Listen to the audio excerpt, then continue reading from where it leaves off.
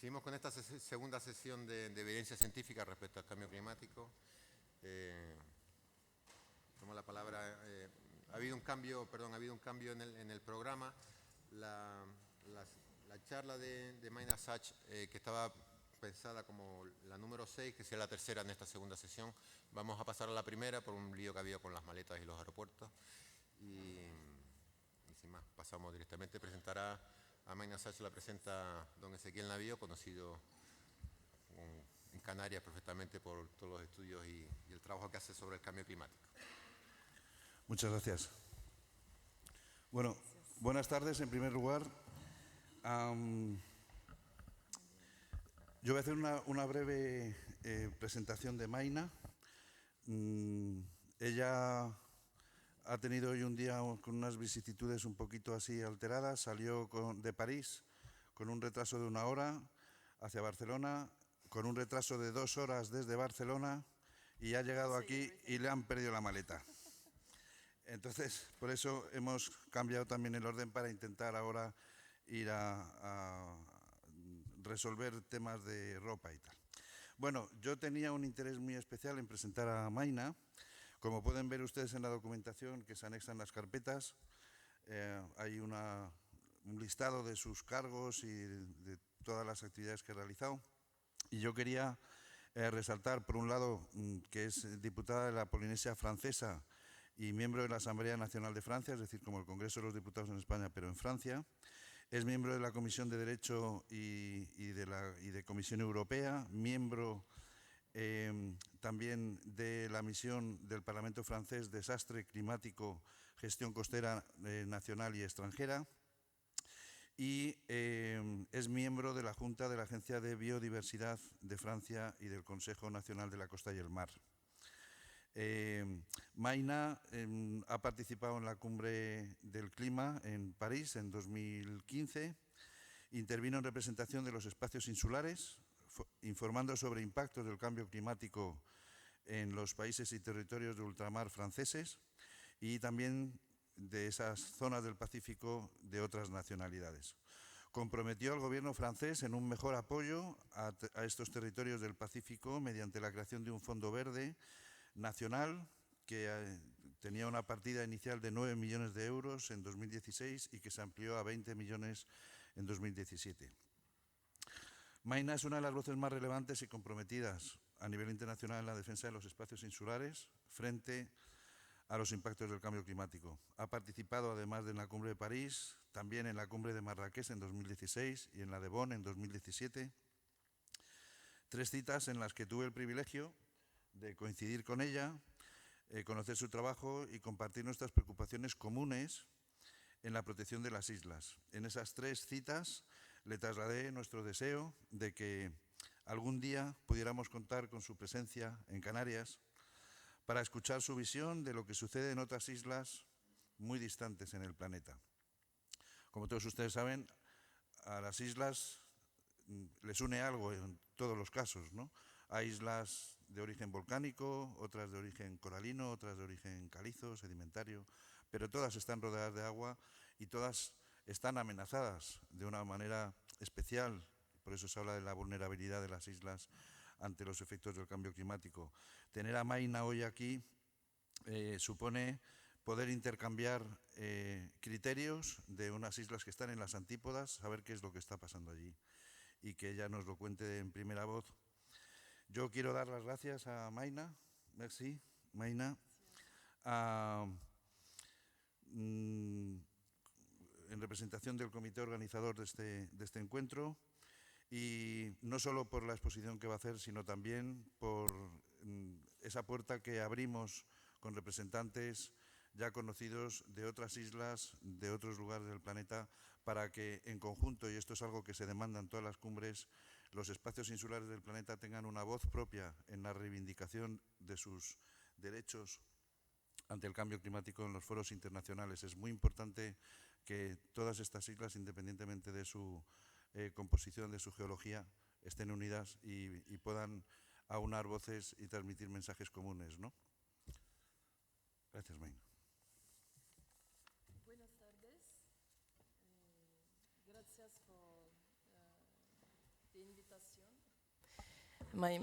Buenas tardes. And my Spanish is very bad, so I speak English. I hope some of you understand, but I know that Ezequiel you will translate a little bit. First of all, I'd like to thank everybody and the organization of this conference. I think it's important for us to share among islanders because we have a special way to deal with the climate change. It's different from the continent, and we have to deal with different problems. So it's very important, and I'm glad that since COP21 or 22 in Marrakesh, we started to share with Canaria, with Ezequiel, about these issues. Do you translate? No? At the end. Oh, okay. You sure? Okay. Well, so this is a presentation. The main point I'd like to make today is that for sure, islanders are highly vulnerable. We are very highly vulnerable, for sure. But this vulnerabilities is also a force for us. It has to empower us to resilience, to be more resilient. And somehow it's also an advantage for us because it gives us a better awareness about climate change. So it's now for us a responsibility to be at the front line of solutions. So that's the point I'd like to make today for this little conference. Ezequiel asked me to present you a few marks about Pacific. You know that the Pacific Ocean has 27 islands and territories, countries and territories, so it's thousands of islands. So you're not alone here in the Mediterranean. We have islands in the Caribbean, of course, and in the Pacific, it's a huge.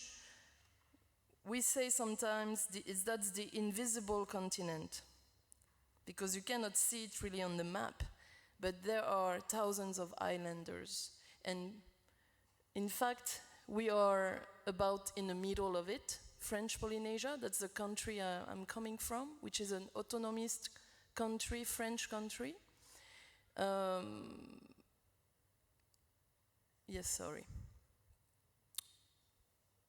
You can see that we are in the middle of a triangle. You have Hawaii at the north, Pasqua Island at the east, and New Zealand at the southwest. That's what we call the Polynesian Triangle, and French Polynesia is in the middle of it. French Polynesia is about 5 million square kilometers. It's one of the biggest EEZ, islanders EEZ. It's half of France EEZ. So that's a huge responsibility for us to take care of this area. And as you can see in the middle, the picture in the middle, you can see the map of Europe.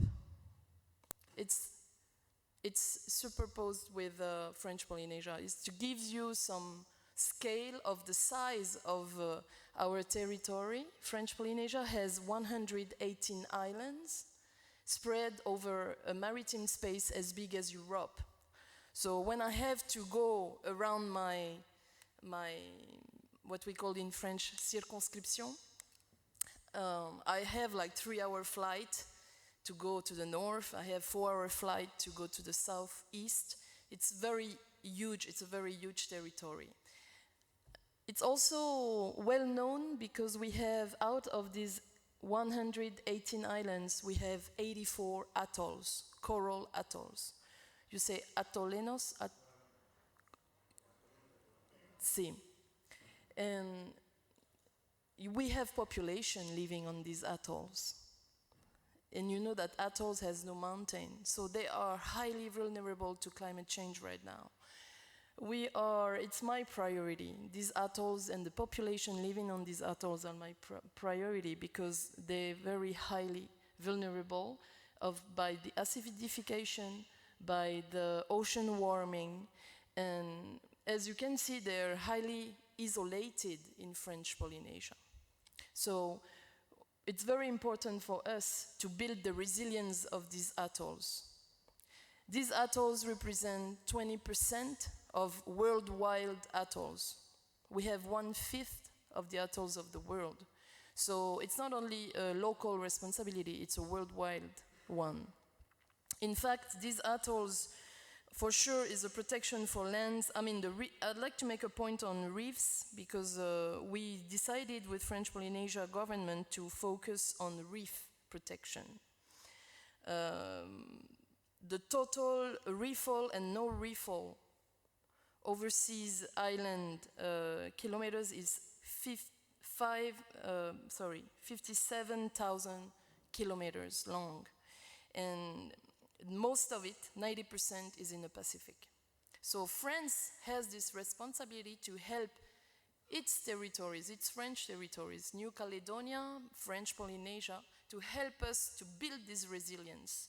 So how do we work on this? I go faster. Huh? For sure, as you can see, it's a big asset for us. It's a major resource for tourism, for maritime, primary sector. The threats are... Oh. It worked? Okay. As I said, it's highly threatened today by sea warming, by ocean warming, that gives us some bleaching events. If tomorrow we have more and more bleaching events, then the reef will be threatened and weakened, and so these ecosystems won't make the job of protecting our islands, of being a resource for fisheries, being a resource for pearl farming, for fish farming. It has a lot of attractivity also for tourism, which is our main resource. So you can see that having ocean warming threatening reef and reefal and non-reefal space, our lagoons will directly threaten the viability of these atolls. I'd like to highlight this point. We're not waiting for the sea rising. A lot of people think about this first. They think about the problem of the level of the ocean rising. But before the ocean gets raised, the first problem is the ocean warming and ocean pollution.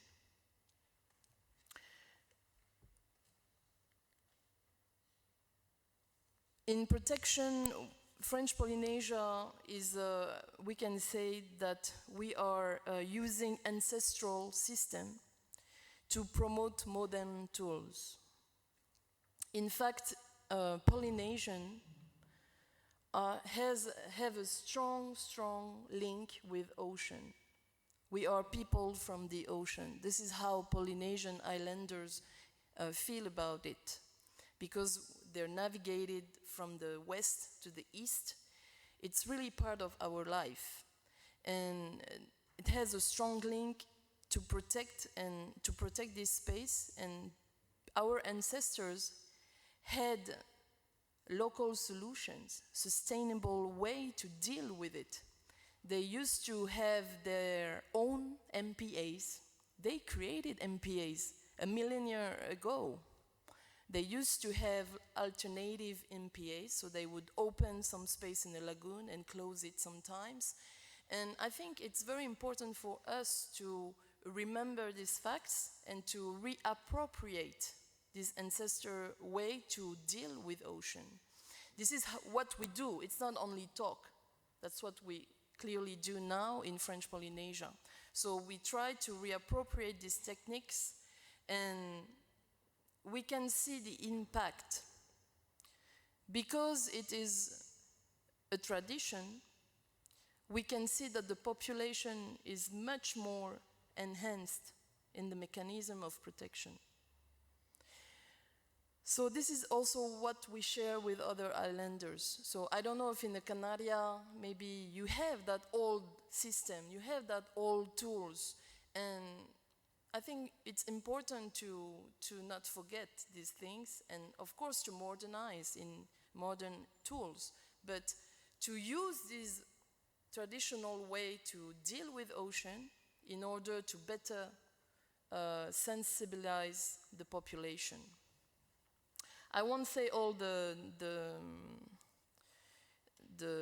dates you can see here, but for sure, as you, we are involved in the ICRIS, International Coral Reef Initiative, since 2000. We created the whole EEZ of French Polynesia is protected from outside fisheries. It's only local fisheries. We also ranked some atolls into Biosphere Reserve, the Menon Biosphere label. And now, I would say the latest, which is a big success, international success, is the local EMA. It's an educative marine area. So the kids at school, they are the ones deciding what to do in this area. And that's a good, very, very good way to teach them about the issue of global warming, about preservation of the reef. And this project started in a very, very isolated island. And then from there, we spread it to 6 islands, then to 12, and now it's spread over France. We signed with the national ministry. So what I would say is just an example that we are islanders, we are small, we are away from the continents, but we can also be at the front line of solutions. We can share and promote these solutions that can serve the rest of the world, as the EMA program now spread over France nationwide. In conclusion, because I know we have a short time, in conclusion, I would like to encourage you all and let you know that for sure it's not an easy issue. It's not an easy issue. For us, we will be this year in 2019. I'm sorry. For 2019, now we will reinforce this project on education, and we want to create a reef observation, reef MPA, reef marine area with monitoring and curtains and the path. We can say it would be a reef university. And this is our goal now in French Polynesia. We will also reinforce policies, because in fact we really need to, you can promote, you can educate, you can prevent, but if you don't have the law, it's very difficult to be applied somehow. And I would conclude with these studies of Virginie Duvat that I'd like to share with you. I can give you the contacts, I can give you some links, web links. I would encourage you to go and visit and read these studies. Virginie Duvat is a very famous geograph professor.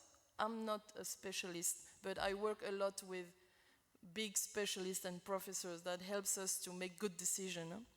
And this professor, she's French, and she's specialized now in atolls. And she demonstrated in these common studies with Dr. Pilier that when the human activities, anthropogenic, is low, then the atolls is much more resilient. And this study is very, very interesting because it's on a 44-year study of results, and we really can demonstrate that point. So that's my encouragement to everybody, because that's the most difficult part of it. How to change our way to manage and to urbanize. The problem is that we're all aware about climate change. We all know that we need to change, but when we have to change personally, then we have a problem. But if we look at the figures, if we look at the facts, the only way to build the resilience of our island is to think more sustainably about how we manage how we urbanize the coast. That's fundamental. And also, of course, to deal with the pollutions. So, but that costs also a lot. And I think the Conference of the Ocean, next week I will be in Bali for one of the main international events, the Conference of the Ocean, in which we will debate on the goals that we can fit to better protect also the coastal. And I know that in islands it's a huge responsibility, it's a huge difficulty. So it's good also that Gran Canaria can exchange with the other islanders and exchange our experiences. Thank you very much.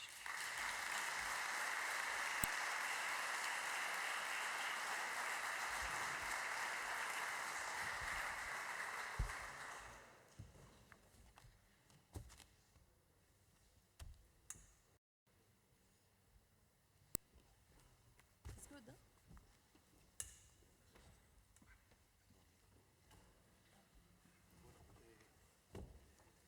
Comentar también que esta presentación, como todas las demás, estarán a disposición al finalizar el procesamiento de todas las presentaciones, y podrá estar también en español y en inglés a disposición de todos ustedes. Al margen de que desde la organización cualquier pregunta posterior o cualquier ampliación de información de la ponencia de Maina, pues estamos a su enterísima disposición. Gracias.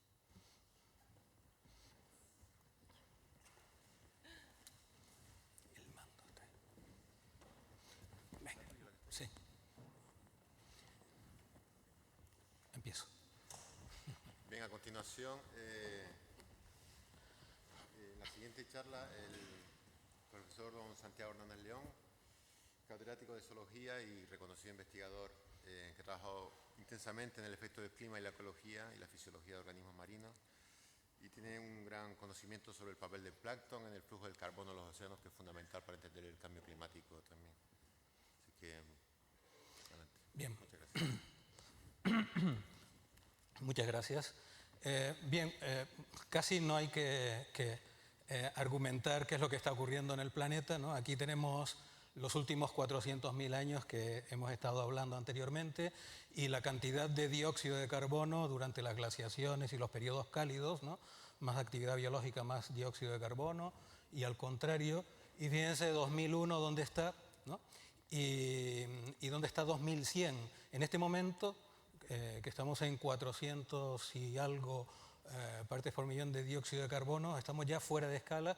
Ustedes son los animales que más dióxido de carbono han respirado en los últimos 400.000 años, ¿no? Lo que pasa es que no lo vemos, ¿no? No lo percibimos, ¿no? Es algo que no vemos, como el humo, ¿no? La polución, etcétera, ¿no? Bien, y es el mayor problema que tiene el planeta, sin duda, y la humanidad. Hay gente que dice que es el hambre. Pues con el dinero que le hemos dado a los bancos en los últimos 10 años hubiésemos resuelto el hambre un par de veces. Las guerras también tienen fácil solución, pero esto no sabemos cómo solucionarlo. Sabemos que hay que reducir las emisiones de dióxido de carbono, pero un 10% de los países del mundo han contaminado el planeta y el otro 90% quiere tener nuestro nivel de vida, con lo cual es complicado, ¿no?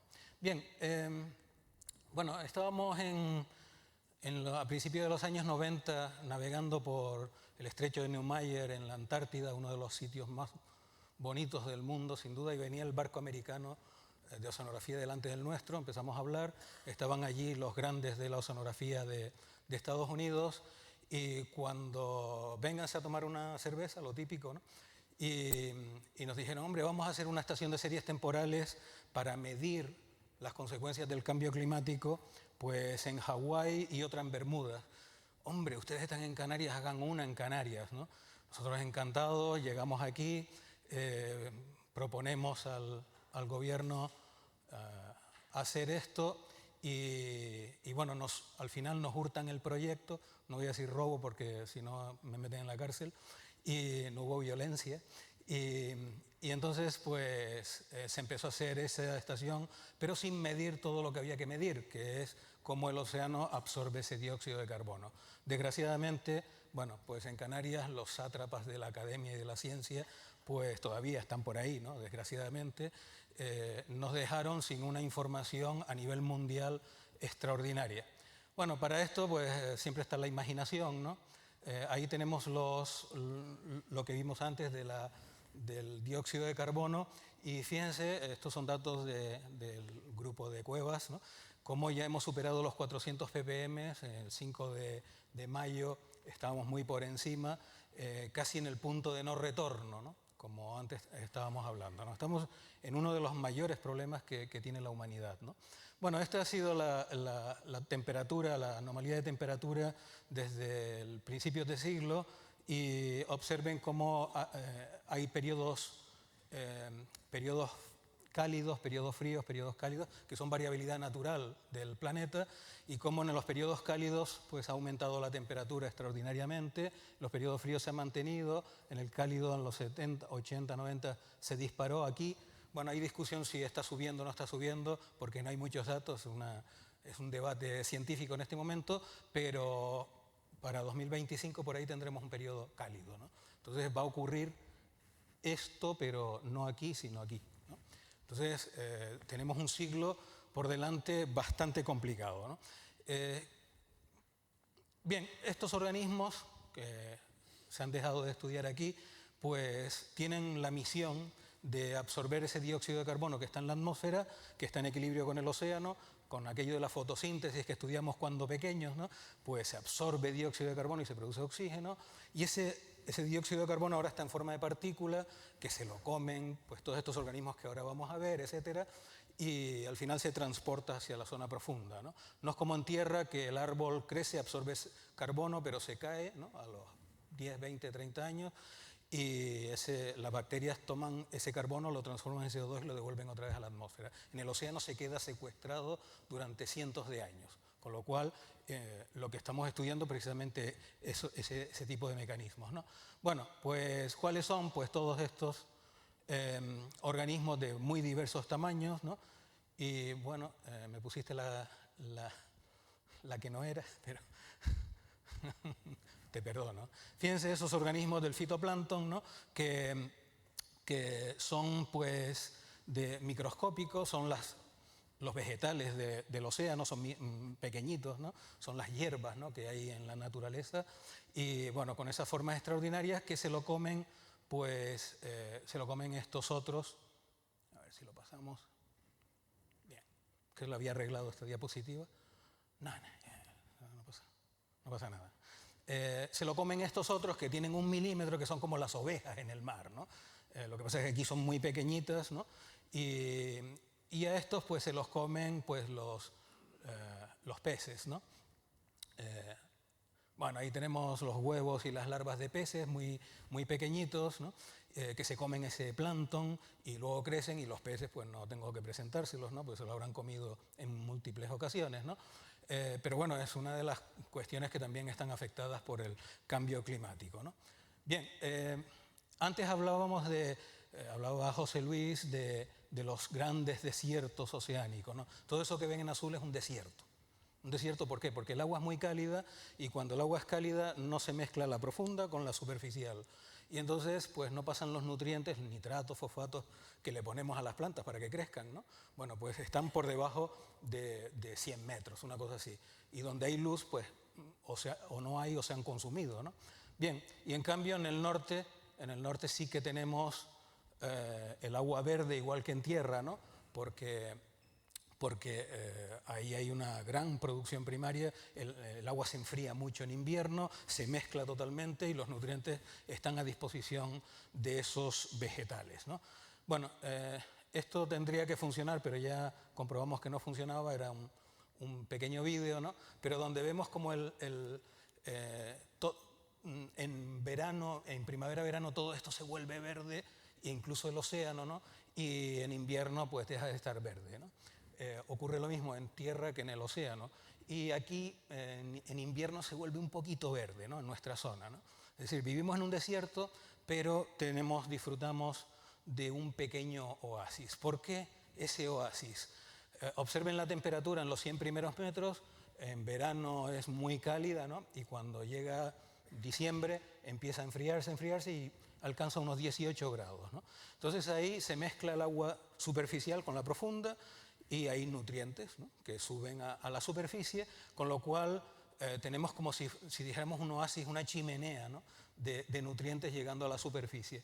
Luego llega el verano otra vez y se calienta, y otra vez el desierto, ¿no? Pero tenemos ese pequeño oasis ahí. Bien, aquí lo vemos, ¿no? Vemos como la temperatura, esto es octubre, noviembre, la temperatura del océano empieza a bajar, y cuando toca los 18 grados, 19, 18 y medio por ahí, pues se mezcla el agua y tenemos, bueno, pues la pradera, ¿no? Tenemos muchos fitoplancton, muchos vegetales que van a alimentar a aquel zooplancton que son estos de aquí, ¿no?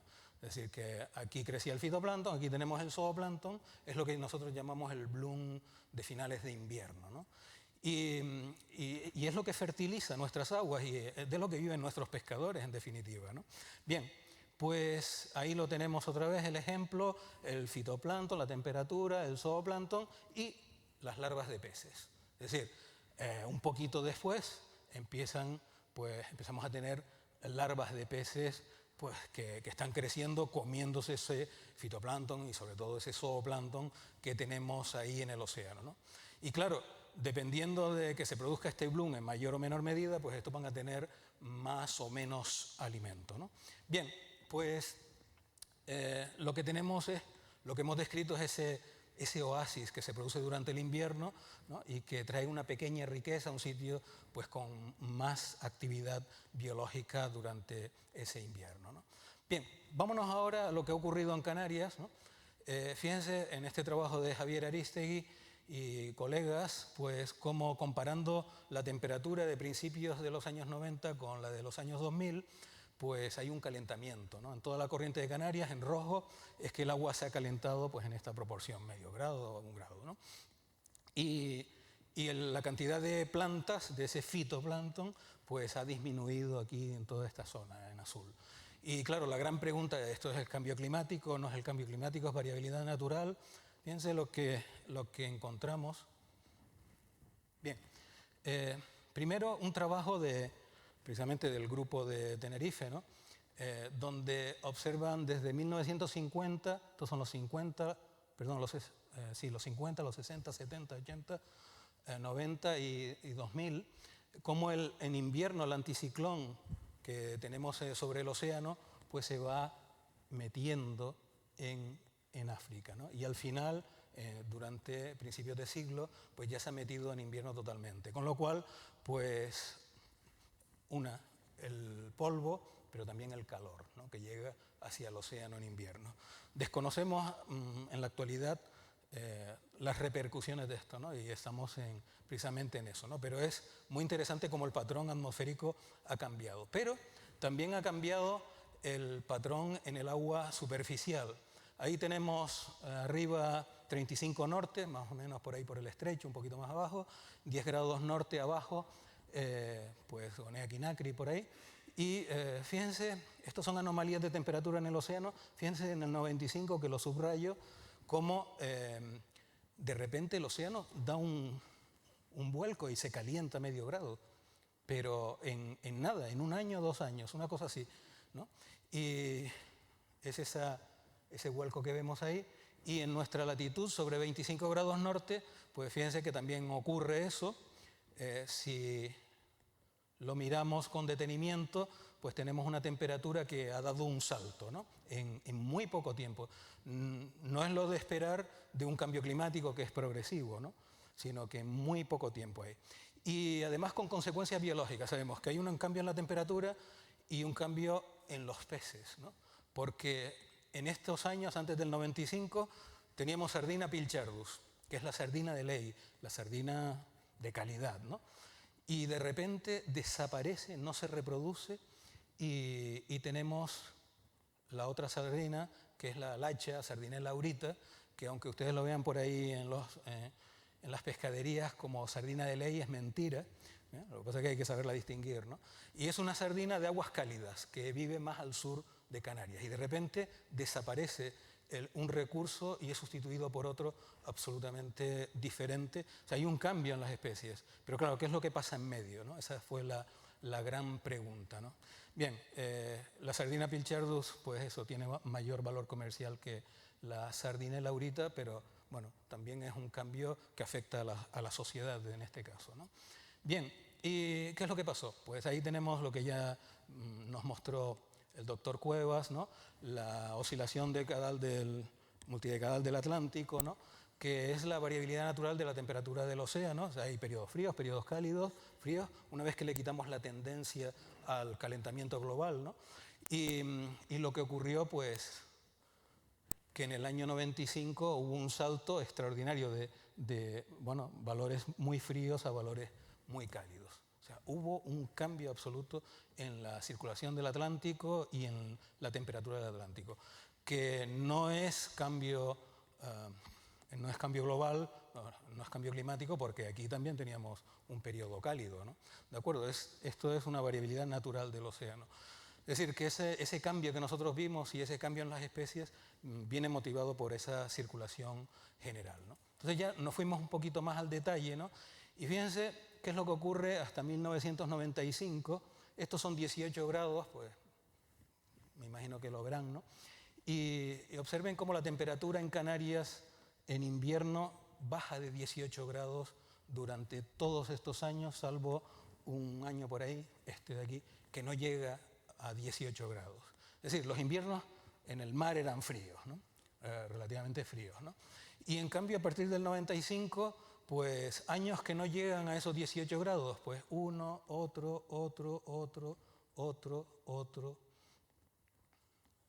y otro. Es decir, salvo 2 o 3 años por ahí, pues no hubo inviernos fríos, sino inviernos en que la temperatura del agua se quedó por encima de esos 18 grados, ¿no? Y bueno, teníamos la serie temporal, vamos a ver qué es lo que pasa, ¿no?, con la biología en esto, y entonces estudiamos este periodo que tenemos aquí de 2005, 2006 y 2007, porque teníamos un año frío, un año medianamente cálido y un año cálido, ¿no? Vamos a ver qué es lo que ocurre ahí, porque en un escenario de cambio climático, pues vamos a tener pues años cálidos y va a haber una diferencia sustancial, ¿no? Sí, vamos. Bueno, pues ahí tenemos esos 3 años. Vemos que en el primer año la temperatura baja de 18 grados y luego viene el verano. El siguiente año pues es un poquito más cálido y el siguiente año pues más cálido todavía, ¿no? Y si se fijan, clorofila pues es la sustancia que tienen las plantas. Entonces, si medimos clorofila es proporcional a la cantidad de vegetales, de fitoplancton. En el año frío, mucho fitoplancton, en el año intermedio, menos, y en el año cálido, nada. ¿De acuerdo? Bien, por lo tanto, son 3 escenarios totalmente distintos, ¿no?, los que estudiamos. Fíjense en esos 3 años cómo esa clorofila pues, fue bajando de un escenario de mucha o relativa productividad a un escenario de poca o nada productividad, ¿no? Y observen cómo pues, en valores medios pues, tuvimos un descenso en ese fitoplancton y en las bacterias, y cómo este es el zooplancton, el alimento de las larvas de peces, ¿no? Como el primer año tenemos un bloom de alimento de prácticamente 3 meses durante ese invierno, y el siguiente año, que era más cálido, pues 2 meses, y al siguiente año más cálido, pues nada, casi el muestreo era semanal, solo dio un punto, o sea que en una semana pues se produjo todo ese bloom, ¿no? Con lo cual, bueno, pues estábamos viendo que como que el desierto avanza, ¿no? Como que no hay tanta productividad, ¿no? Y cuando estudiamos en valores medios, ese medio grado entre un año y otro, medio grado, no estamos hablando de 1,5 ni de 2, medio grado, pues como todos esos valores medios en fitoplancton y zooplancton pues decrecieron de forma sustancial, prácticamente a veces un orden de magnitud, ¿no? Bien, por lo tanto solo medio grado ya tiene una implicación extraordinaria, ¿no? En las larvas de peces es un poquito más complicado. Este año, como hubo un año cálido anterior, pues crecen los peces y si el año cálido pues no se reproducen, entonces hay muy poquitas larvas. Pero como este año fue frío, al año siguiente sí que hubo muchas larvas, ¿no?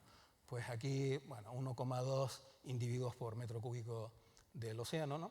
Y fíjense que en el año cálido pues esto disminuyó extraordinariamente, ¿de acuerdo? Bien, y luego llega 2010, ¿no? 2010 nos dio la gran oportunidad, afortunadamente todavía estamos ahí trabajando y se produjo el Niño, ¿no? Han oído hablar del Niño, ese calentamiento que hay en el Pacífico, pero claro, como el Pacífico, ustedes lo miran, es medio planeta, ¿no? Pues eso tiene repercusiones en el resto del planeta, ¿no? Y aquí en Canarias, cada vez que hay el Niño, ¿no?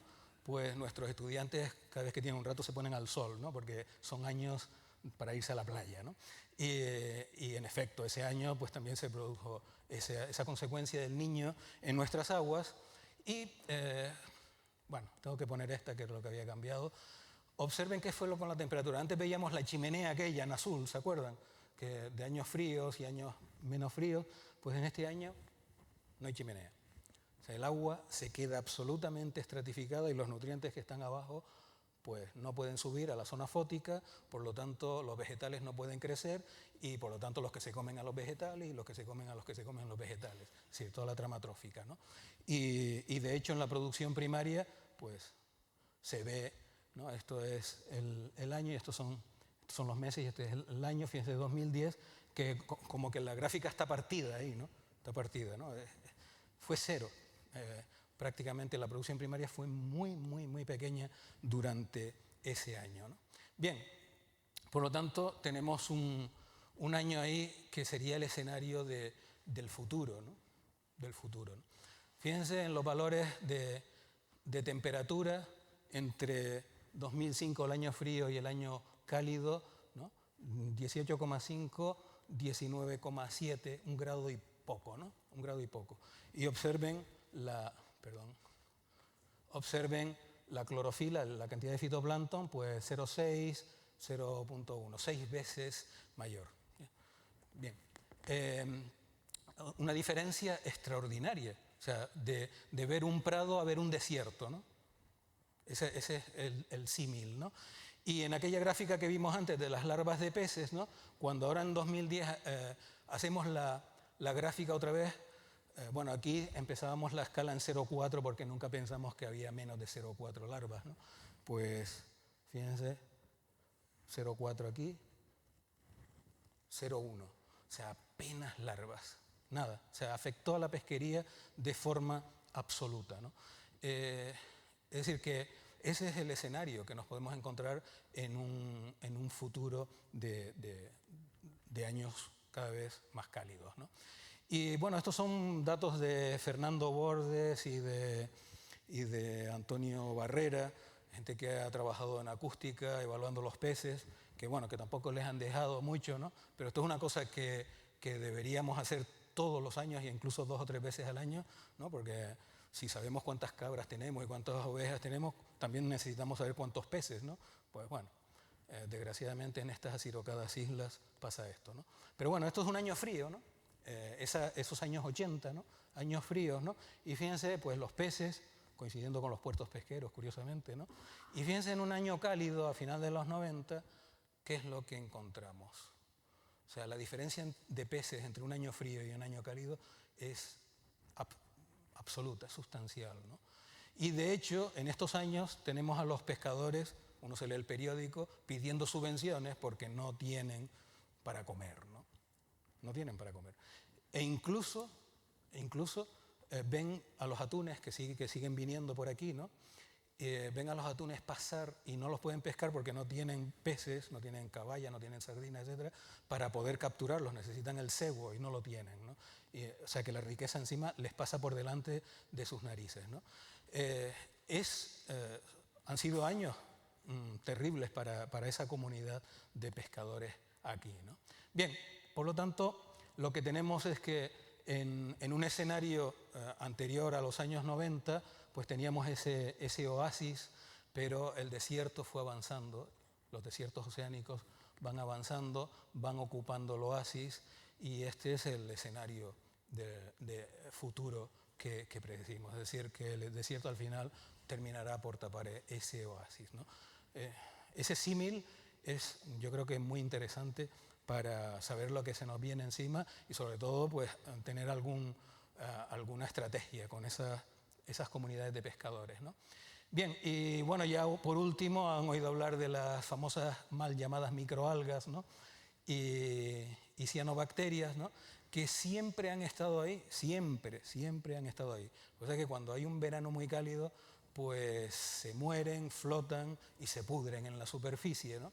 Y dan este espectáculo que tenemos aquí, ¿no? Que en principio no es un gran problema, ¿no? Pero sí lo puede llegar a serlo, ¿no? Fíjense esta imagen de satélite, esto es Gran Canaria aquí, esto es Tenerife, Socomera y esto es el Hierro. No sé si lo ven por allí también, Gran Canaria en la esquina de arriba, ¿no? Bien, ahora vamos a ver estas cianobacterias desde el satélite y observen lo que se ve, ¿no? Desde luego no son los vertidos, ¿no? Porque estos son miles de kilómetros de un fenómeno natural, además que reflejan los remolinos que producen las Islas Canarias, etcétera, ¿no?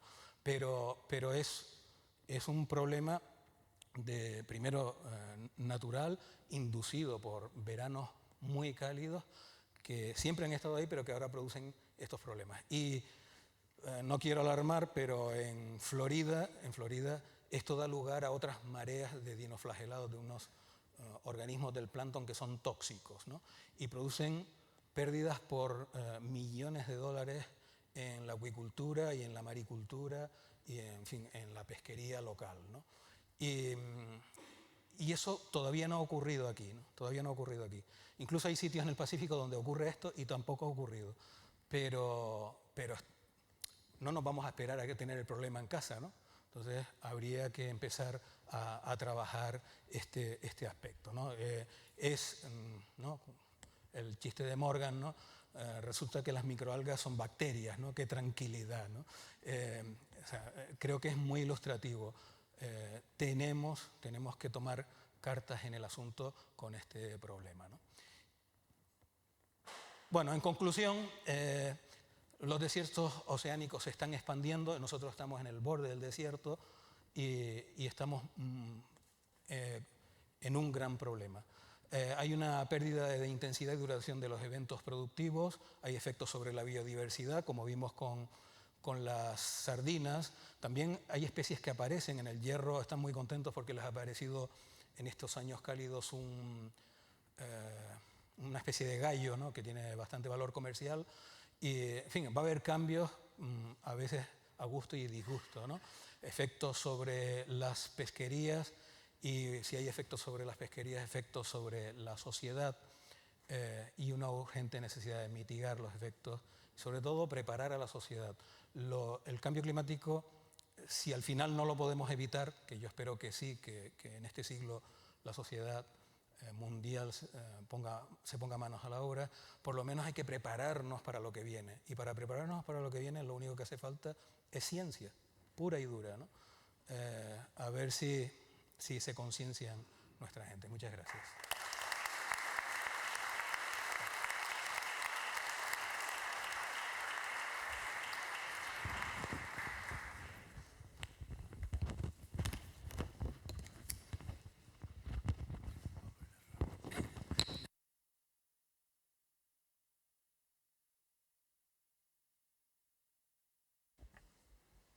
Bien, a continuación,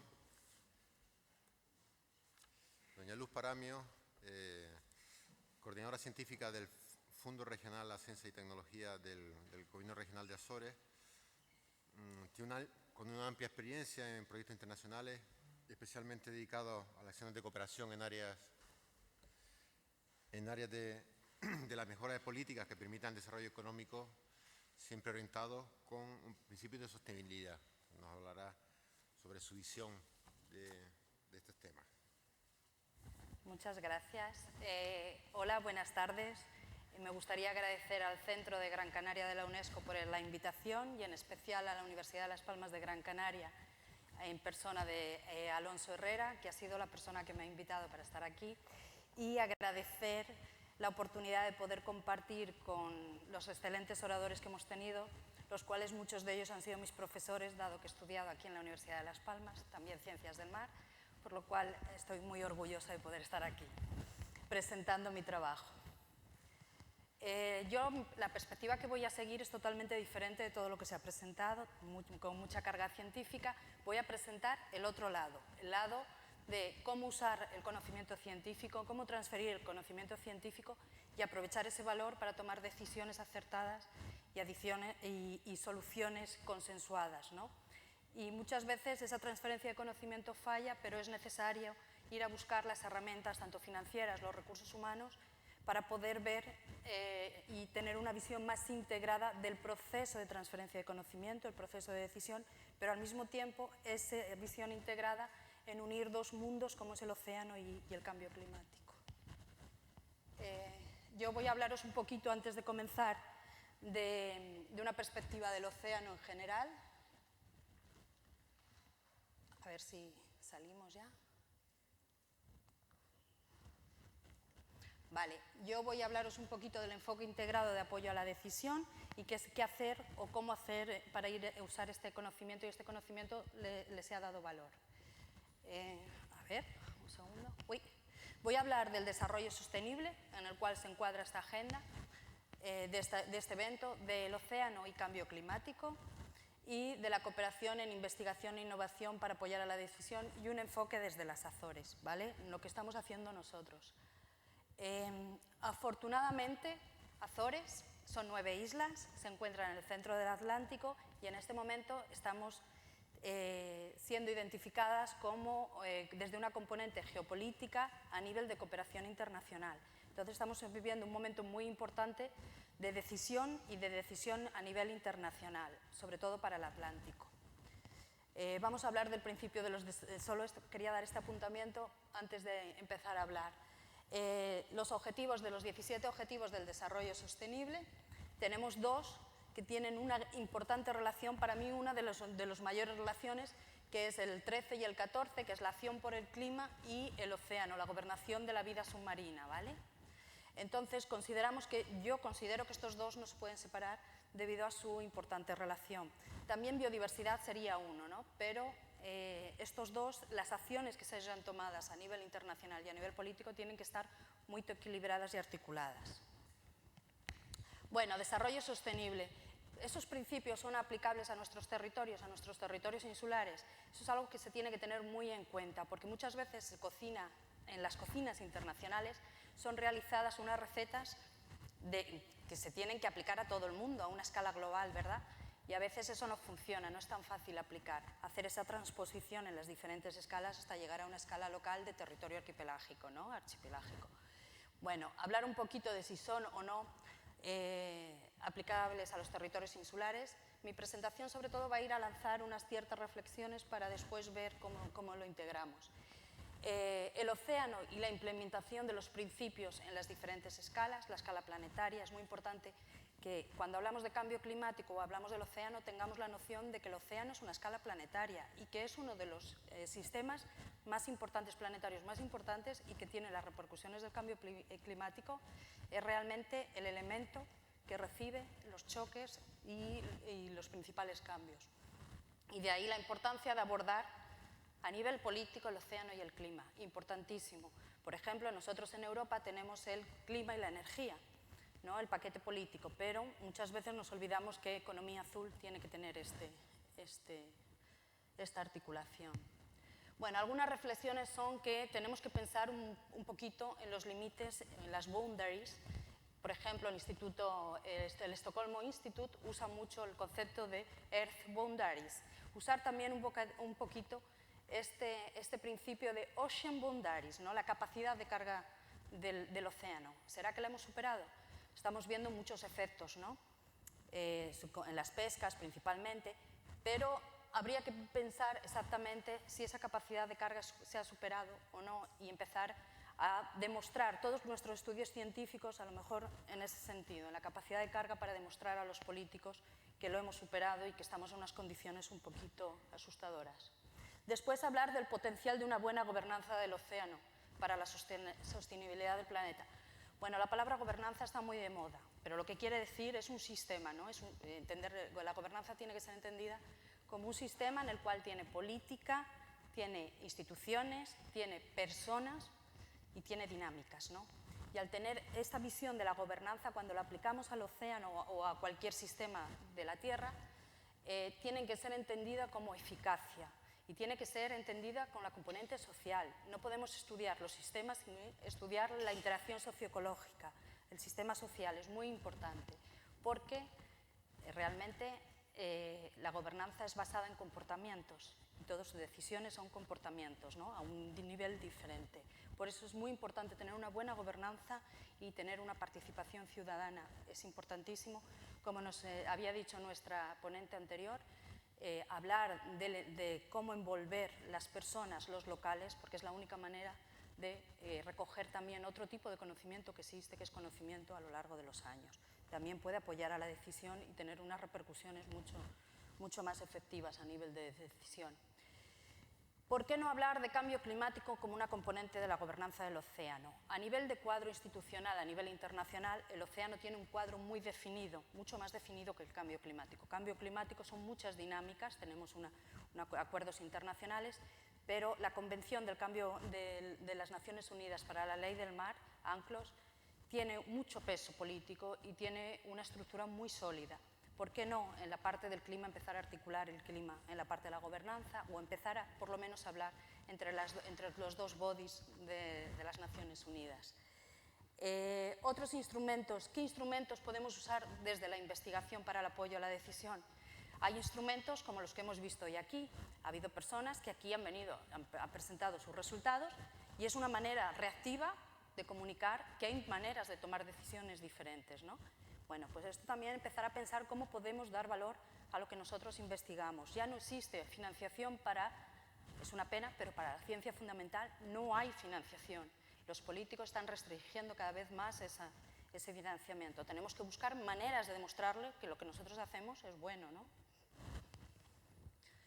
Bueno, algunas premisas sobre el océano, que era alguna de las cosas que ya os había comentado. Tenemos que ver el océano como un sistema planetario. Sí, tenemos varios océanos, tenemos varios mares, pero es un sistema de escala global y escala planetaria. Entender el océano como un bien común. Es patrimonio de la humanidad el océano. Todos somos responsables por el océano. Y es muy importante que tengamos esta idea y más con los cambios que está habiendo a nivel político, y en este caso estos días me acaban de informar que Canarias ha alterado el Estatuto de Autonomía y se puede empezar a hablar de aguas canarias, ¿no? Eso es muy importante, tener el concepto de bien común, que el ciudadano, los políticos, todas las clases sociales entiendan el océano como patrimonio de la humanidad y la importancia que él tiene. Y después ver el océano más allá de uso de recursos. El océano sí tiene recursos, se pueden extraer recursos, pero el océano tiene otra cantidad de servicios asociados a los servicios de ecosistemas o bien al secuestro de carbono muy importantes que tenemos que empezar a estudiarlos y empezar a tener algunas ideas específicas y concretas.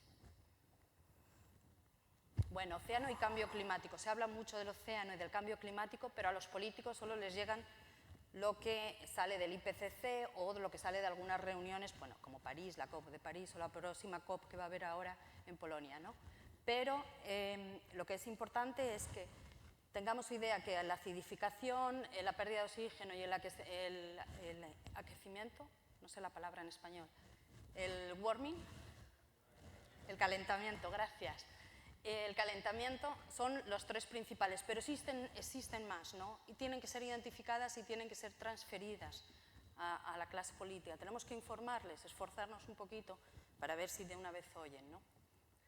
Bueno, varias iniciativas, decir que el 83% del carbono absorbido es realizado en las aguas marinas y hay varias iniciativas muy interesantes relacionadas con el carbono azul, pero aquí volvemos a poder caer, si no informamos bien, caer en un sistema de mercantilización del océano, empezar a vender nuestro océano y nuestras parcelas como bancos de carbono, ¿no? Tenemos que empezar a tener atención a eso y estar preparados para los instrumentos que puedan venir por parte de las instituciones internacionales. Bueno, esta década ha sido, la próxima década 2021-2030 ha sido nombrada por las Naciones Unidas como la década para la ciencia del océano, apoyar la sostenibilidad, ¿no? Y, por ejemplo, la UNESCO, el IOC de la UNESCO, va a invertir mucho en lo que se llama Ocean Literacy, la literacia del océano, y envolver mucho al ciudadano para entender lo que es la gobernación del océano y cómo tenemos que alterar nuestros comportamientos, porque esto se basa en comportamientos de todos, ¿no?, sociales, para formarnos y tener una acción rápida. Bueno, aquí yo os presento también la relación de gobernanza del océano con un estudio del IPCC específico en el área del mar hecho en 2014 con algunas propuestas que el panel propone para adaptar y mitigar el cambio climático relacionado con el océano. Si necesitáis bibliografía, yo os la puedo facilitar, ¿vale? Vemos que aquí en 2014 a veces todavía se habla de ciertas incertezas científicas, ¿no? Porque no hay el apoyo suficiente para ciertas acciones a nivel sobre todo socioeconómico y a nivel político. Hay una necesidad política de saber más, de conocer más. Bueno, ahora en los próximos días habrá la COP24, que se espera que sea el nuevo Acuerdo de París 2.0, que será en Polonia. Y en esta conferencia es esperado por parte de algunas personas, de algunos investigadores en el área del mar y que ya participaron, por ejemplo, en la conferencia de París y posteriormente en la Ocean Conference, relacionados con la ciencia y la oceanografía, de poder aprofundar e introducir algún tipo de texto que vincule la importancia de la gobernanza del océano con el clima. Es muy interesante la misión de esta COP, que es basada en la necesidad de cambiar las mentes y no el clima. El clima existe, hay cambio climático, pero hay mucha variabilidad natural. Lo que nosotros tenemos que empezar es actuar, ¿no?, a nivel individual, y de ahí la necesidad de cambiar mentes y no clima. Bueno, yo trabajo en la Agencia de Azores de Innovación e Investigación. Nuestro trabajo tiene mucho que ver con dar apoyo a los decisores. Nosotros tenemos varios proyectos científicos que son lanzados desde la propia Comisión y que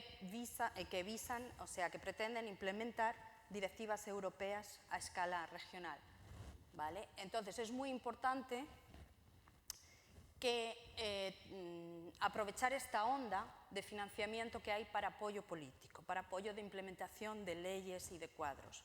Entonces, necesitamos tener una visión de escala internacional y necesitamos que el marco político tenga una visión integrada, tanto en ser más estratégicos. De hecho, el nuevo programa Horizonte Europe viene, de financiamiento para después de 2020, viene muy enfocado en planificación estratégica, ¿vale? Entonces, necesitamos identificar muy bien qué hacemos con nuestra investigación, cuál es el contexto, a qué prioridad responde, cómo les podemos transmitir esa prioridad en términos de estrategia política y dar valor a nuestro know-how, porque lo tenemos, solo que a lo mejor necesitamos transmitirlo de otra manera. Es muy difícil, lo sé, hay mucho camino recorrido por parte de los científicos, pero hay un gap, no estamos consiguiendo comunicar y es necesario. No sé si existir instituciones que hagan este papel, que es como el caso que se está posicionando el Fondo en las Azores, se ha conseguido posicionar en ese gap que había. Necesitábamos, en el gobierno nos estábamos llegando a la conclusión de que había un vacío para hacer esa unión entre ciencia y política y alguna manera de financiar nuestro sistema científico y tecnológico. Entonces, conseguimos hacerlo a través de proyectos internacionales. Pero siempre esos proyectos internacionales tienen repercusiones a varias escalas, ¿vale? Y eso tiene que tener esa visión estratégica es muy importante. Bueno, pues Azores son 9 islas, son muy pequeñitas, nuestro sistema de innovación tiene poca capacidad, pero nos estamos enfocando en envolverlos a todos en diferentes proyectos, desde la empresa que innova hasta la empresa que hace pesca tradicional, ¿no? Y en ese sentido estamos intentando encuadrarlos o meterlos en marcos de cooperación internacional. Y nosotros nos dedicamos al financiamiento, a internacionalizar, ir a buscar financiamiento, también financiar becas, estamos formando recursos humanos con formación avanzada, creamos redes y capacitamos también instituciones públicas que necesitan saber más, ¿no? Bueno, ese es realmente lo que nos estamos dedicando. Es un esfuerzo muy grande. Y nosotros hemos tenido, por ejemplo, en colaboración con Canarias, hay un proyecto internacional que acaba de ser aprobado dentro de la GA 2020, que es el proyecto Forward, en el cual está la Universidad también de Las Palmas de Gran Canaria. Tenemos las RUPs, todas las regiones ultraperiféricas integradas en este consorcio, y este proyecto va a ser muy importante para las regiones ultraperiféricas ser oídas en Europa, ¿no? Y conseguir canalizar fondos en ese sentido. Bueno,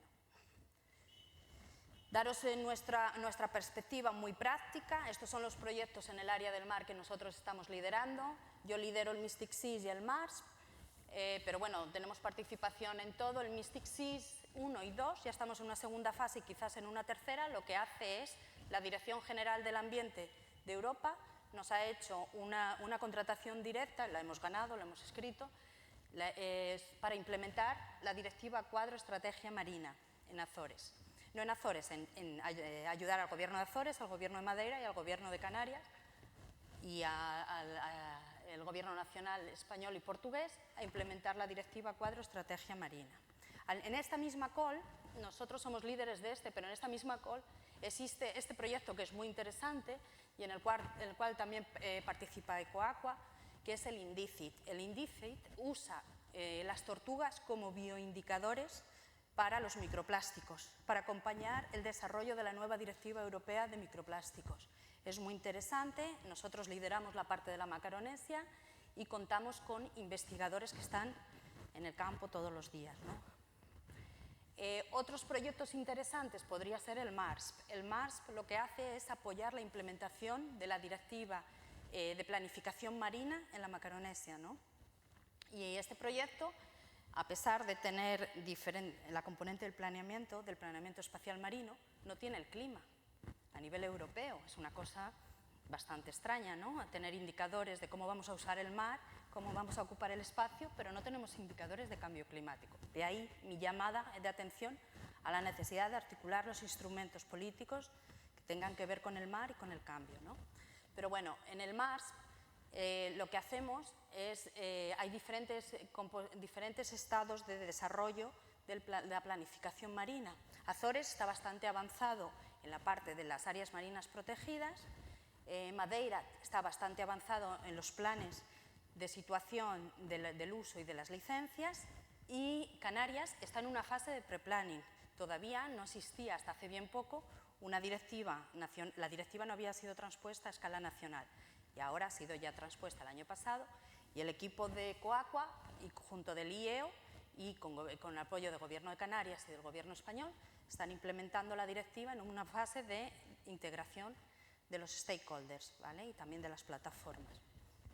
Ese proyecto es muy interesante, pero después, por ejemplo, también hemos tenido un poquito de suerte en la visión y en los proyectos aprobados a nivel de visión estratégica. Por ejemplo, MATES es un proyecto muy interesante, que es un Erasmus+, y lo que hace el Erasmus+, es formar las nuevas generaciones en actividades relacionadas con el mar, pero sobre todo a nivel tecnológico. Es muy interesante. El IFADO lo que hace es liderado por otro exalumno de la Universidad de Las Palmas, por Francisco Campuzano, y lo que hace es también apoyar a la implementación de la Directiva Cuadro Estrategia Marina. Después tenemos el Smart Blue, que es liderado por Canarias también, por el ITC y Biplocan, y lo que hace es economía del mar, ¿no? Crear una alianza para la economía del mar.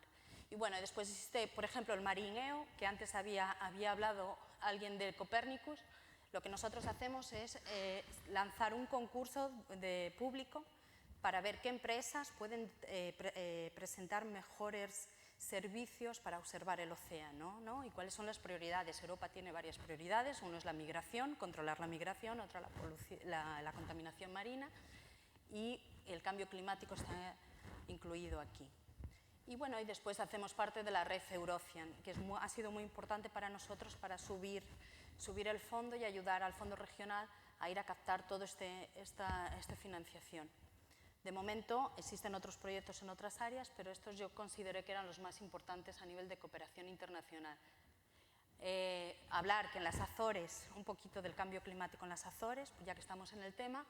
Yo he trabajado en planificación territorial también muchos años, hemos hecho los planes de costeros, de gestión costera, y en este momento nos encontramos a desarrollar, bueno, ya está en participación pública, la estrategia regional para las alteraciones climáticas. La verdad es que en Azores los planes, la planificación territorial ha sido muy avanzada porque se ha pasado para la parte del mar, pero tenemos muchos instrumentos, pero no sabemos la efectividad de ellos, ¿no? Y también hay que, cuando Maina dijo que a veces tenemos muchos instrumentos y muchos papeles, pero después no llegamos a la acción. Bueno, estamos en un proceso que cada vez hay que envolver más a los agentes locales. Y bueno, comentaros que es importante volver a recordar el océano como un sistema planetario y que cualquier cosa que pase aquí tiene impacto en el otro lado del océano, ¿no? Y estas fotografías, esta es mi niña, ¿vale? Y estos son otros niños que también practican surf en el otro lado, en el Índico, ¿no? Entonces esto es importante que nosotros tengamos la conciencia de nuestros comportamientos, ¿no? Y como nosotros también tenemos conocimiento, ¿no? Que a veces ese conocimiento también puede ser recogido y se puede juntar al conocimiento científico para apoyar la decisión, ¿vale? A nivel de una gobernación más efectiva. Muchas gracias.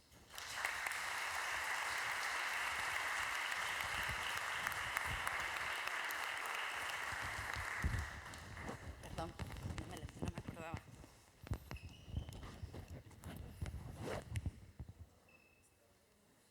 Te dejaba sin micrófono, ¿eh? Gracias.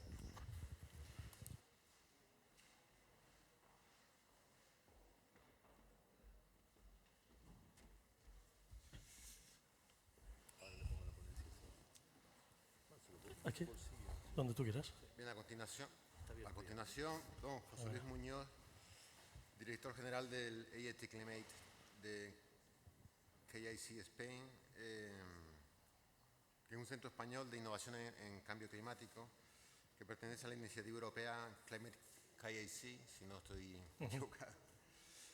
Lo que tratan es de potenciar el desarrollo de una economía baja en carbono y facilitando opciones de adaptación y mitigación del cambio climático. Esta es la idea que tenemos, que subyace siempre como fondo en todas estas cuestiones. Bueno, buenas tardes, casi buenas noches. Y tengo que dar las gracias, bueno, primero al Cabildo por haberme invitado, también a la Universidad de Las Palmas, y también porque me hayan puesto el último. Porque aquí ya hemos visto el problema. Se ha dicho que tenemos un gran problema. Y yo quiero terminar el día dando un poco de ánimo y dando un poco de solución. Y es de lo que voy a intentar trasladar. Y esa solución va a venir por la innovación. He querido poner las transparencias en inglés porque hay gente de otros países, para seguirlo un poco mejor, aunque voy a hablar, digamos, en español. Bueno, para empezar, yo quisiera empezar por aquí. ¿Sabéis lo que es esto? ¿Os suena? Eso es nuestra casa. Y quiero empezar por aquí porque ahora después veréis lo que voy a hablar. Bueno, de hecho que eso es nuestra casa no es mía, digamos, ese concepto. De hecho, el concepto es del Papa Francisco, en su encíclica Laudato Si, que además vale la pena, no tiene desperdicio, y si alguien tiene un rato, digamos que le pega un vistazo. Tengo que deciros que además nuestro presidente, el Dr. Schnellhuber, el presidente del Instituto Potsdam de Berlín, fue uno de los revisores de ese documento también.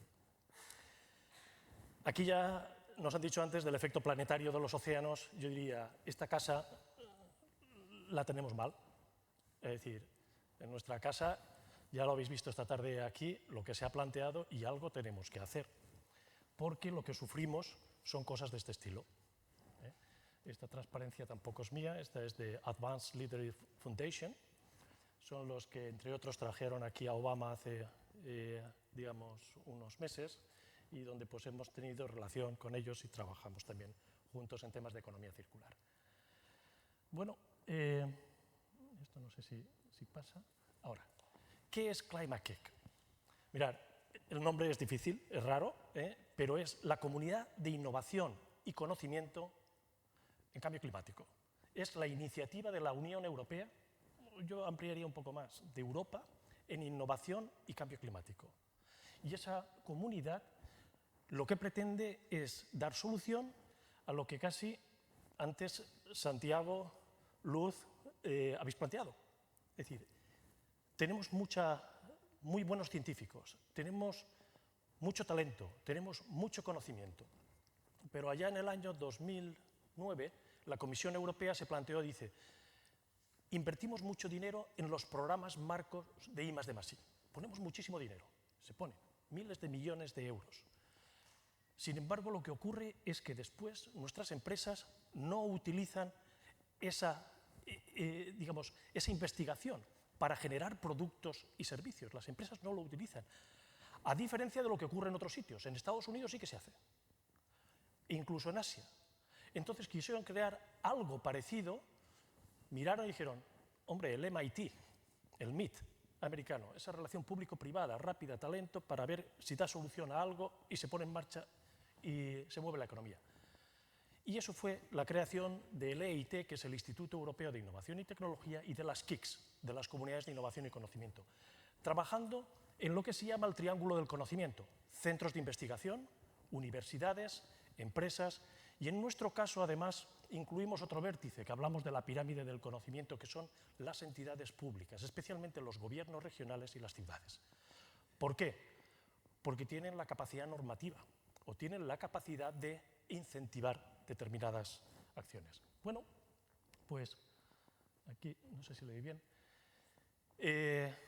como KICs no solo estamos nosotros somos la KIC de cambio climático, pero la Unión Europea tiene otras iniciativas, también estratégicas, en temas de energía, en temas de salud, en temas de materias primas, en temas de alimentación y en temas de tecnologías de la información. Bien, esas KICs, ¿en qué consiste? La nuestra en cambio climático, pues estos son los que la formamos. Prácticamente aquí está todo el entorno de excelencia en innovación y cambio climático europeo.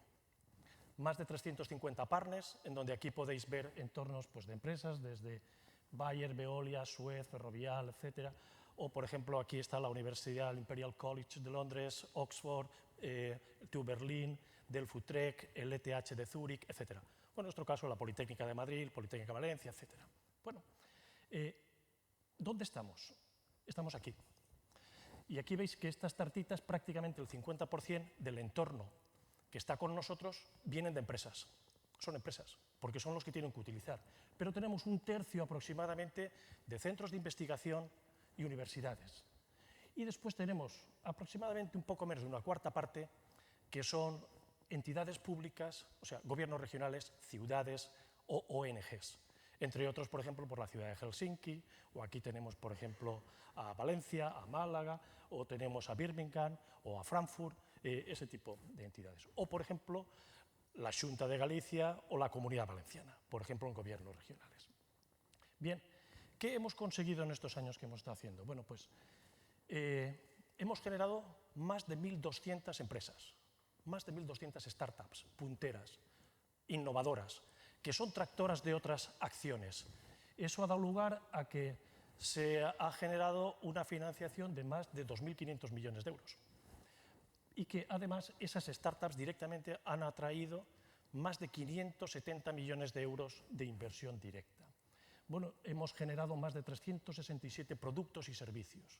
¿Nuestra misión cuál es?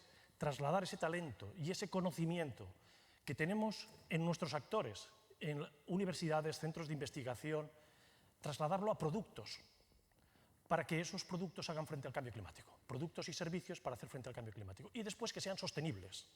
Con lo cual, de esa forma, trasladamos un problema, un reto muy grande, que es el cambio climático, a una oportunidad, y a una oportunidad de cambio de modelos y de cambio, digamos, de modelo económico, pero además de cambio de generar nuevas cosas y hacer frente a ello. Bueno, trabajamos en 4 áreas principales de acción. Una que le llamamos Urban Transition, es decir, la transición de las ciudades hacia el cambio climático. Quiere decir, ciudad y cambio climático. Entre otros temas, pues ahí hay cómo van a ser nuestras casas o edificios en el futuro, temas como soluciones basadas en la naturaleza, temas de energías renovables, eficiencia energética, temas de autoconsumo, temas de los prosumidores, o, por ejemplo, temas de movilidad, cómo nos vamos a desplazar, por ejemplo, cuestiones que dejan de ser ya un producto, como por ejemplo el coche en la ciudad. Ya no es un producto, no va a ser un producto. Prácticamente lo que queremos es movernos en las ciudades. Con lo cual ya no solamente es que estemos hablando del coche eléctrico, no, ni siquiera el coche eléctrico. Un concepto de transporte en el cual lo que se están viendo es que posiblemente lo que hace falta es la movilidad como servicio. Y donde vamos a utilizar otros conceptos, hasta incluso otros elementos de proximidad, dónde vamos a comprar, dónde vamos a suministrarnos, cómo vamos a desarrollar el ocio, y todo eso va a ir ligado hasta incluso a la planificación urbana y otras cosas. Bueno, otra de las áreas es industria y cambio climático, llamamos Sustainable Production System. Ahí trabajamos en temas de economía circular, temas de industria 4.0 y cómo todo esto nos puede ayudar a hacer frente al cambio climático. La tercera, territorio sostenible, Sustainable Land Use. Hay temas de agricultura, temas forestal, tema agua y su relación con el cambio climático. Y la cuarta, muy interesante y que tiene que ver con la parte de los riesgos que nos derivan del cambio climático y la parte financiera. ¿Qué duda cabe que si esto es un problema, al final tenemos que traducirlo en euros o en dólares, digamos, en dinero? Y ese dinero es el que nos va a permitir poder hacer todo esto que decíamos antes. ¿De dónde viene la financiación? ¿De dónde va a venir mover la economía? Pues va a venir que si le ponemos importancia a esto, resulta que esto va a tener un coste y va a tener un precio. Y entonces vamos a jugar. Yo os diría que posiblemente sea una de las áreas de mayores oportunidades a futuro. Nuestros colegas, especialmente en Zúrich, en Frankfurt, en Londres, están trabajando en ello, ¿vale? Antes no os he dicho, digamos, nuestra estructura en toda Europa. Nuestra sede central está en Londres ahora en estos momentos, aunque tenemos oficinas en París, Berlín, Frankfurt, Zúrich, Copenhague. En el caso de España, nuestra oficina Climatic España está en Valencia, pero tenemos antenas a lo largo de prácticamente todo el territorio nacional.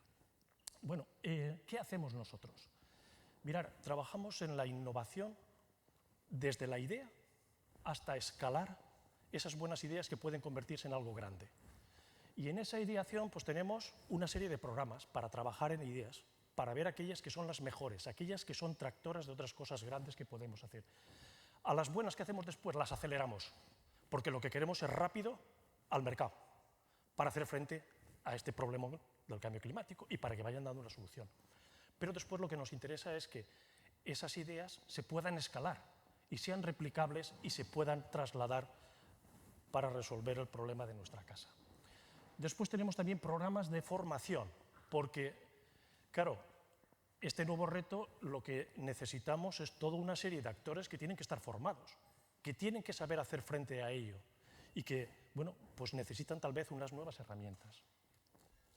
Bien, en cuanto a temas de innovación, trabajamos en 3 áreas principales de programas. Programas de innovación, donde planteamos programas que atraen proyectos que son referencia, que abren puertas y líneas de acción. Por ejemplo, tienen nombres como Pathfinder, es decir, encontrar el camino. Bueno, pues empezamos en el año 2010 con 6 proyectos, actualmente estamos gestionando 156 proyectos por año. En esos proyectos son proyectos tractores de otras muchas cosas. A veces son proyectos no muy grandes, pequeños, pero muy, muy estratégicos y que después derivan, por ejemplo, de proyectos que hemos ayudado nosotros a organizar de unos 80.000 euros en consorcios internacionales, no es mucho, 6 meses, han salido de ahí proyectos después a otros programas como H2020 con 15 millones de euros para desarrollar y para hacer cosas más grandes. Bueno, emprendimiento, segunda pata en la que trabajamos. Ahí tenemos una artillería o una batería de programas, de los cuales hay 3 principales. Uno, lo que llamamos nuestra aceleradora, el Startup Accelerator, que lo que hacemos es captar las mejores ideas relacionadas con esas 4 áreas que os he comentado antes y ayudarlas para que sean una realidad, que se pongan a acelerarlas y ponerlas en el mercado y que crezcan. Bueno, desde ahí casi los cogemos de la mano desde el principio hasta que los llevamos a rondas de inversión y entonces vuelan, digamos, a nivel internacional. Esa es nuestra aceleración. Otro programa que tenemos es el Climate Launchpad. Eso es un concurso de ideas internacional. Para decirlo rápido, sería como una Eurovisión de ideas para el cambio climático, donde por cada país se seleccionan las mejores ideas y después participan todos. Este año lo hacemos en Edimburgo, en Escocia, y ahí se decide cuáles son las mejores ideas a nivel internacional. Esas ideas después derivan en nuevas empresas. Y otro que tenemos es el Greenhouse. En ese trabajamos con las universidades. Es una incubadora ya directa donde los participantes son estudiantes de máster y de doctorado y donde captamos los mejores que tienen buenas ideas que después se pueden trasladar a una buena iniciativa empresarial. Algunos resultados que os decía aquí, bueno, el ratio más o menos que empezamos en 2015, por cada euro que invertíamos retornábamos 10. Ahora, en el 2017, por cada euro retornamos 16. Quiere decir, aquí hay negocio. Lo cual quiere decir, el cambio climático podemos no solamente tenerlo en cuenta como una necesidad y una obligación que tenemos que hacer, sino como una oportunidad de un nuevo modelo económico y de generación de empleo. Con lo cual, y aquí lo estamos comprobando. Bueno, este es el que os decía, Climate Launchpad. De aquí han salido 111 empresas de este programa y bueno, pues jugamos, este año estamos del orden de 1000 ideas de todos los países, digamos, para hacer frente al cambio climático. Ahora me voy a centrar un poquito en España. ¿Qué hacemos en España? Nuestro programa Startup Accelerator, según el informe FUNCAS, esto es el informe de la Confederación Española de Cajas de Ahorros, nos ha identificado como de los 73 aceleradoras españolas, estamos en el top 5, una de las 5 mejores. Pero es que además somos la número 1 en Clean Tech, es decir, en temas medioambientales, cambio climático. Bueno, vosotros diréis, ¿por qué? Porque lo que hacemos es trabajar con los mejores y no somos nosotros, sino son nuestros partners la mejor unidad de emprendimiento de la Politécnica de Madrid, de la Politécnica de Valencia, de Vigo, de Málaga, trabajando juntos y al final lo que hacemos es generar un efecto multiplicador grande.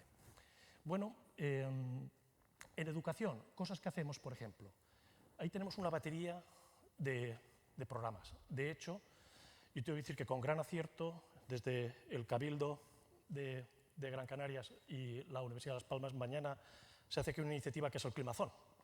Es uno de nuestros programas. Eso lo hacemos en todos los continentes.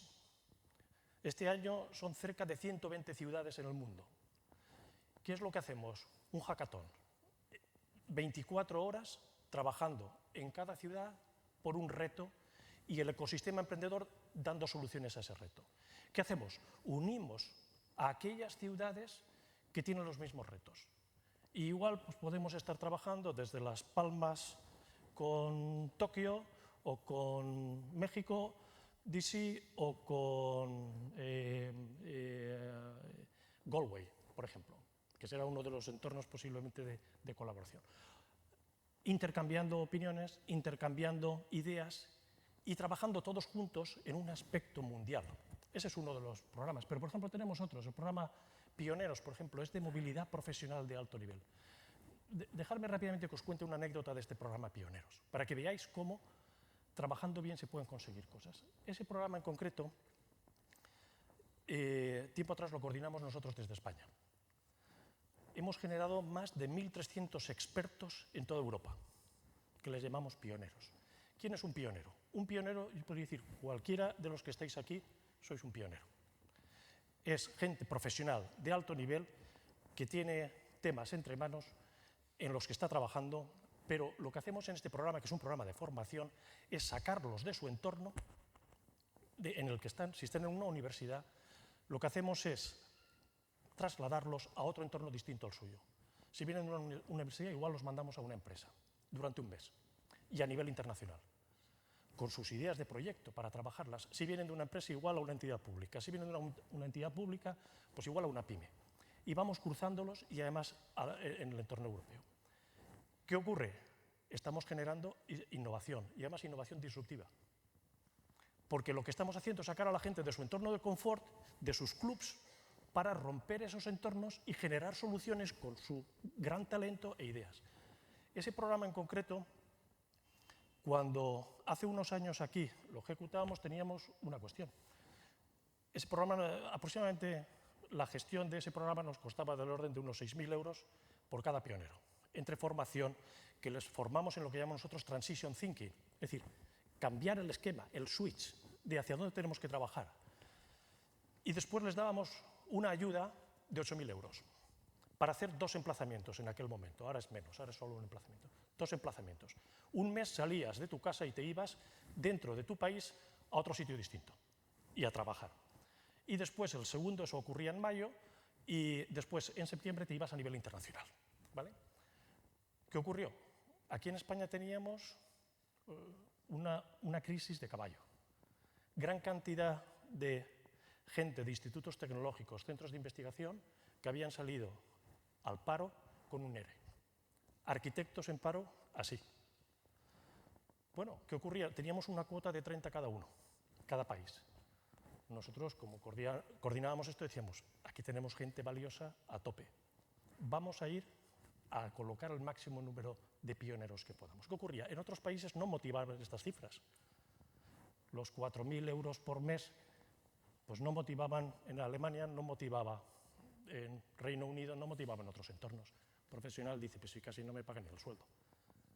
Pero os podéis imaginar aquí, cuando hablábamos de alguien que está en el paro, y lo más grave no es que estaba en el paro, lo más grave es que una persona con 22 años de experiencia, con un alto nivel de formación,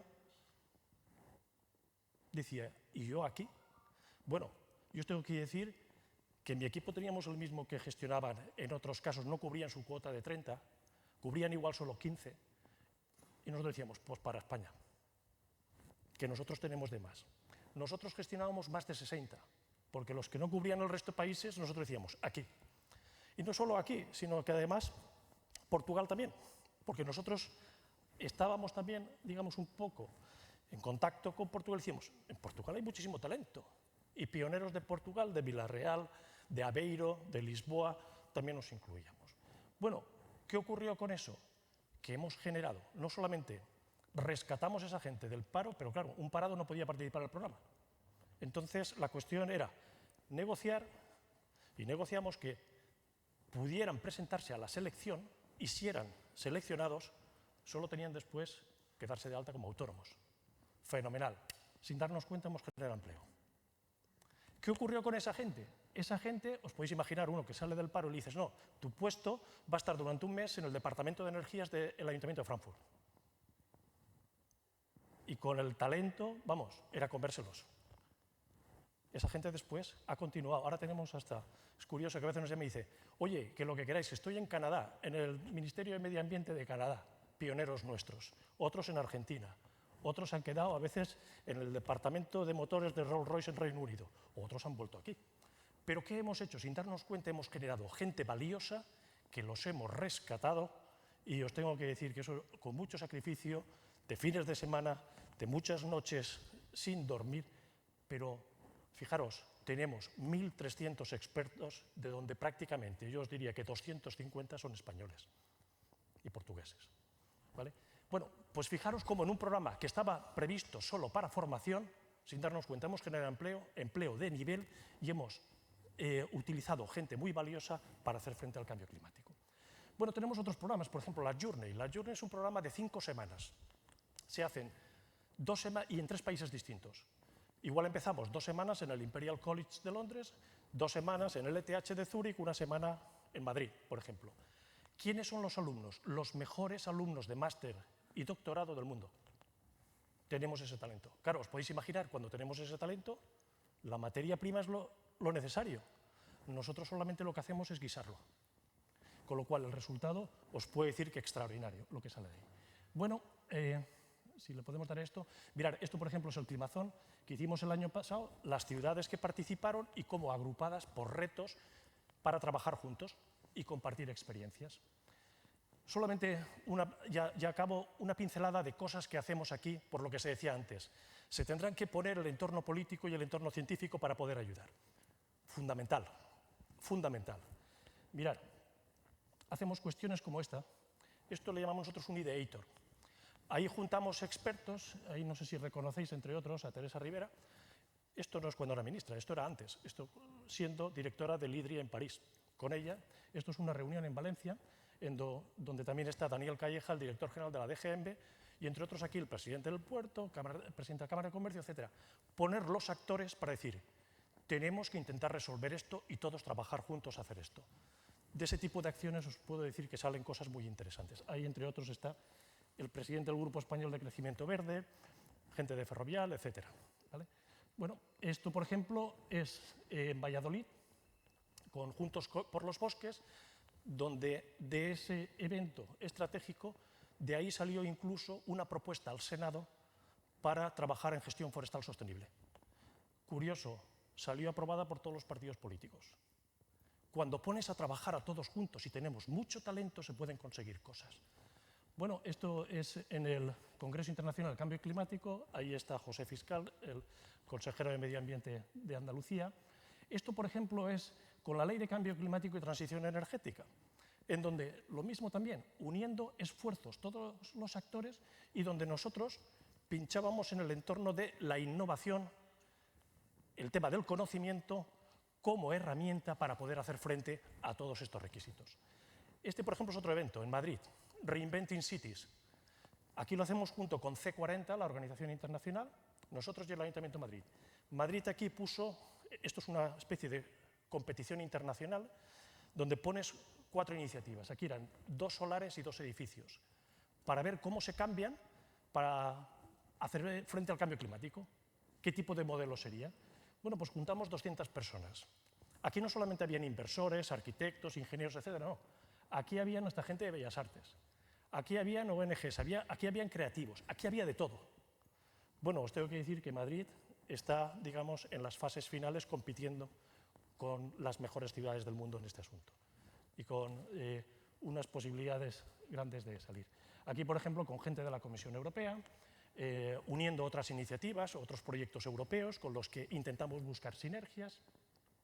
O aquí, por ejemplo, una cosa que trabajamos mucho, los geoideators. Geoideators quiere decir lugares de ideación, donde ponemos el talento a funcionar para decir, vale, el problema ya lo hemos visto, pero ya ahora soluciones, y soluciones que podamos aplicar, y ahora vamos a ver dónde lo colocamos para poder financiarlo. Bueno, pues eso es ese tipo de eventos que hacemos. Esto, por ejemplo, otra iniciativa interesante, este es el Air Center en Brasil, y donde, bueno, pues también tiene un entorno importante las Azores, la Macaronesia y especialmente el Atlántico, y donde también estamos trabajando con ellos. O, por ejemplo, esto, la Plataforma Española de Acción Climática. Bueno, pues aquí, ¿con quién estamos? Con el Ministerio de Transición Ecológica, con el Global Compact de Naciones Unidas, con el Grupo Español de Crecimiento Verde, que están las grandes empresas del IBEX 35 que se creen esto del cambio climático, y ECODES y nosotros. ¿Dónde nosotros, ahí veis el tipo de empresas que hay, pues somos los responsables de la parte de emprendimiento e innovación? Bueno, esto, por ejemplo, antenas regionales que estamos generando para desarrollar los ecosistemas. Esto fue el año pasado en Galicia, con los principales actores. Esto, por ejemplo, en Cantabria, con los actores, donde lo que intentamos hacer, ¿qué es? Unir a todos aquellos que son necesarios para dar una solución. Yo a veces digo que si todo funcionara bien, nosotros no servimos para nada. Pero lamentablemente no todo funciona bien. Y nosotros a veces, nuestro papel ha sido poner a trabajar a 2 universidades juntas que habitualmente no trabajaban. Además, con un gobierno de un color, con otro gobierno de otro color, con una empresa, con otra empresa y con otro entorno. Y entre todos juntos resolvemos ese problema que tenemos en la casa, que es de todos, para el que todos tenemos que trabajar. Bueno, y ya para terminar, otra iniciativa. Os decía antes que hay 6 KICs. Claro, y especialmente nuestra KIC toca prácticamente con todas. Toca con salud, toca con la de alimentación en temas de agricultura, toca con la de energía. Bueno, pues dijimos, oye, ¿qué hacen el resto de KICs, de directores? Los llamo, los convoco y digo, ¿por qué no hacemos una reunión? Y vemos a ver cómo podemos hacer sinergias. No es lo mismo que vaya solamente una comunidad de innovación y conocimiento que vayamos 6 juntas. Bueno, pues esto fue la primera reunión, los cité en Valencia, fue un éxito y de ahí, pues después que hemos hecho, entre otras cosas, decir, y ahora vamos juntos de la mano para ver a los actores, entre otros, Ministerio de Economía e Innovación, para decir, oye, aquí estamos todos juntos, vamos a ver cómo resolvemos esto, pero además con gobiernos regionales, para decir, vamos a ver cómo resolvemos este tipo de cosas. Bueno, nada más, muchas gracias y si me tiran una posición.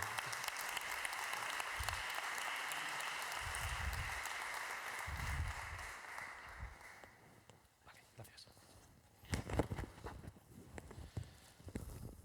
Esto que quedar mejor.